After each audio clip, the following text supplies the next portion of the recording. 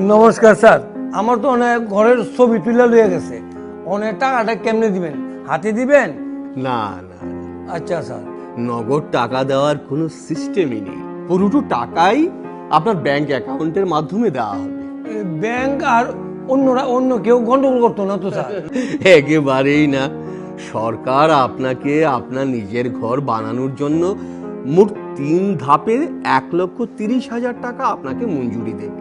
প্রথম ধাপে 48,000 টাকা দেবে, সেই টাকা দিয়ে আপনি জানালার উপর পর্যন্ত সেটাকে আপনি তৈরি করবেন। তারপর আমাদের টিম গিয়ে জিও টেকিং করবে।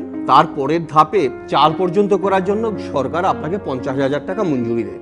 ওইটা আবারও সেই জিও টেকিং করে দেখার পর ঘর নির্মাণ অর্থাৎ শেষ অবধি সরকার আপনাকে 32,000 টাকা মঞ্জুরি দেবে। কিন্তু পুরো টাকাটাই দেওয়া হবে আপনাকে ব্যাংক অ্যাকাউন্টের মাধ্যমে। তার জন্য আপনার মাঝখানে কারুর কাছে যাওয়ার বা কোনো রকমের পরামর্শ নেওয়ার প্রয়োজন নেই। আচ্ছা স্যার, আমার একটা কথা স্যার, আমি ঘরটা কেমনে বানাবো স্যার? আমাদের গ্রাম উন্নয়ন দপ্তরের যে ইঞ্জিনিয়াররা আপনারা ঘরের সুবিধাভোগীদের নিয়ে একটা ওয়ার্কশপ করবে। সেখানে ঘর কিভাবে বানাবেন সেই বিষয়ে আপনাদেরকে পরামর্শ দেওয়া হবে, যাতে আপনাদের ঘর আপনারা নিজেরাই তৈরি করতে পারেন। ধন্যবাদ স্যার, ধন্যবাদ। তাহলে আমি আই স্যার। ঠিক আছে স্যার। ত্রিপুরা সরকারের গ্রামোন্নয়ন দপ্তর কর্তৃক জনস্বার্থে প্রচারিত।